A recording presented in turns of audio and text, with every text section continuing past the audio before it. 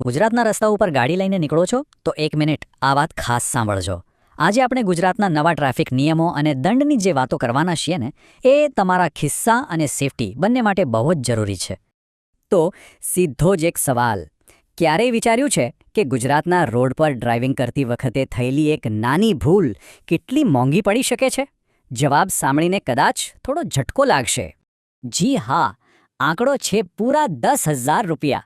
અને ના, આ કોઈ મજાક નથી ચાલી રહી. દારૂ પીને ગાડી ચલાવવા જેવો કોઈ ગંભીર ગુનો કર્યો ને તો આટલો મોટો દંડ થઈ શકે છે. આ આંકડો જ બતાવે છે કે હવે નિયમોને હળવાશથી લેવાની ભૂલ કરવાની નથી. અને જુઓ, આ કોઈ એમ જ નક્કી કરેલા આંકડા નથી. આ બધું નવા મોટર વેહિકલ એક્ટ મુજબ છે, જેનો એક જ હેતુ છે આપણા બધા માટે રસ્તાઓને વધુ સુરક્ષિત બનાવવા. તો ચાલો આ નવા નિયમોને જરા બરાબર સમજી લઈએ. સારું, તો આજે આપણે શેના પર વાત કરીશું? એક નજર કરીએ. આપણે નવા નિયમો અને દંડ જોઈશું, પછી કયા ડોક્યુમેન્ટ્સ જરૂરી છે એ સમજીશું, ડ્રાઇવિંગની કઈ સામાન્ય ભૂલોથી બચવાનું છે એ જાણીશું, વાહનના નિયમો અને ટેકનોલોજી વિશે વાત કરીશું, અને છેલ્લે જો મેમો આવે તો શું કરવું એ પણ જોઈશું. તો ચાલો શરૂઆત કરીએ નવા ટ્રાફિક નિયમો અને દંડથી. જુઓ, આ અપડેટેડ મોટર વ્હીકલ એક્ટનો મુખ્ય આઈડિયા કોઈને હેરાન કરવાનો નથી, પણ એ વાત પાક્કી કરવાનો છે કે રોડ પર દરેક વ્યક્તિ સુરક્ષિત રહે. એટલે સીધી વાત છે, દંડ જેટલો વધારે, ડ્રાઇવિંગ પ્રત્યેની જવાબદારી પણ એટલી જ વધારે. હવે આગળ વધીએ.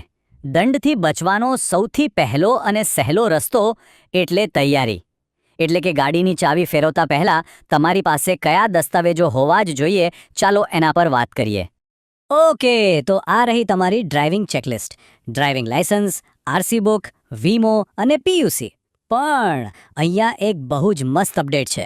હવે તમારે ઓરિજિનલ ડોક્યુમેન્ટ્સનું પાકીટ ભરીને ફરવાની જરૂર નથી. તમારા ફોનમાં ડિજિલોકર એપ છે, બસ એમાં રાખેલા ડિજિટલ ડોક્યુમેન્ટ્સ પણ એકદમ વેલિડ ગણાય છે. ખરેખર આને કહેવાય સ્માર્ટ ગવર્નન્સ. અને હા, આ લિસ્ટમાં પીયુસી એટલે કે પોલ્યુશન અંડર કંટ્રોલ સર્ટિફિકેટને ભૂલશો નહીં. આ ખાલી એક કાગળનો ટુકડો નથી, પણ પર્યાવરણ પ્રત્યેની આપણી જવાબદારીનું પ્રતીક છે.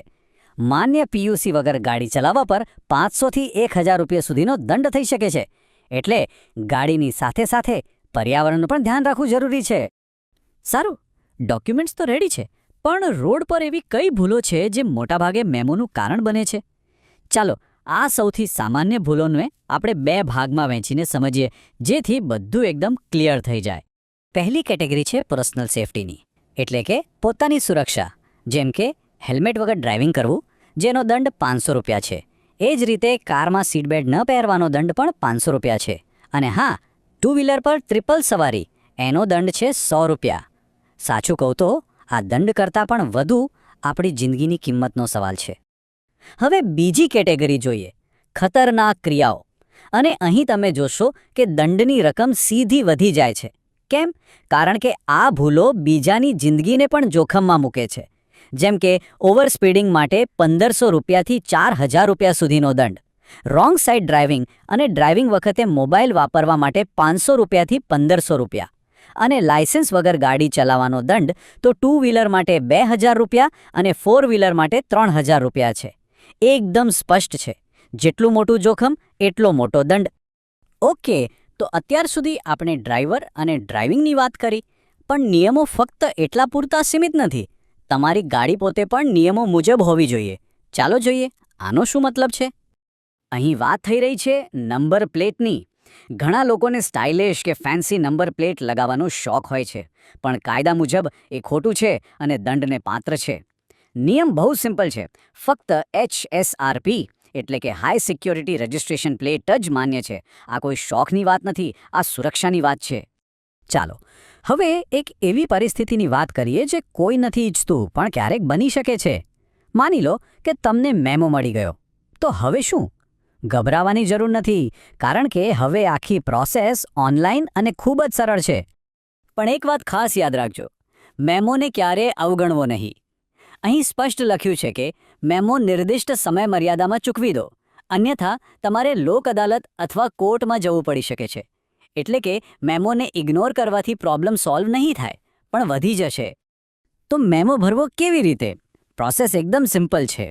સૌથી પહેલાં ગુજરાત પોલીસની ઓફિશિયલ વેબસાઇટ પર જાઓ અથવા ઈ ચાલન એપ ડાઉનલોડ કરો. પછી તમારા વાહનનો રજિસ્ટ્રેશન નંબર એન્ટર કરો. ત્યાં તમને કોઈ બાકી મેમો હશે તો દેખાઈ જશે. અને છેલ્લે ઓનલાઈન પોર્ટલ પરથી જ પેમેન્ટ કરી દો. બસ થઈ ગયું કામ. અને હવે અંતમાં એક મોટો સવાલ: શું આટલા કડક નિયમો અને આટલા ઊંચા દંડ આપણને ખરેખર વધુ સારા ડ્રાઈવર બનાવશે? કદાચ આનો જવાબ હા છે. કારણ કે આનો હેતુ માત્ર દંડ ઉઘરાવવાનો નથી, પણ આપણા બધામાં એક જવાબદારીની ભાવના જગાવવાનો છે, જેથી રસ્તા પર નીકળનાર દરેક વ્યક્તિ પોતાના ઘરે સુરક્ષિત પહોંચી શકે. આ નિયમોનું પાલન કરવું એ માત્ર કાયદાનું નહીં, પણ એકબીજાની સુરક્ષાનું પણ પાલન છે.